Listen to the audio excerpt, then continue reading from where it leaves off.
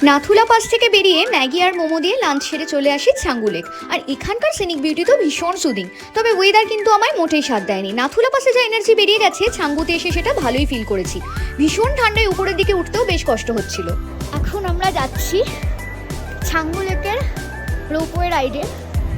আর এটা রোপওয়েটা দূর থেকে দেখে তো রীতিমতো ভয় করছিল, কারণ অনেকটা খাড়ায়, বাট মনে সাহস নিয়ে আমরা যাচ্ছি। রোপওয়েগুলো দেখো জাস্ট কত উঁচু দিয়ে যাচ্ছে। 3টে বেজে গেছে। আনফর্চুনেটলি আমরা এত দূর এসেও রোপওয়ের টিকিট পেলাম না, কারণ আজকের মতো রোপওয়ে বন্ধ হয়ে গেছে। So better luck next time.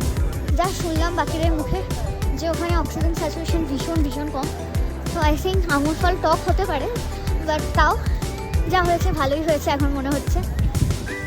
ওকে, চলো এবার গ্যাংটকের পথে যাত্রা শুরু করবো। বিউটিফুল ছাঙ্গু লেককে টাটা করে এগিয়ে গেলাম গ্যাংটকের দিকে। দেখা হচ্ছে নেক্সট ব্লগে।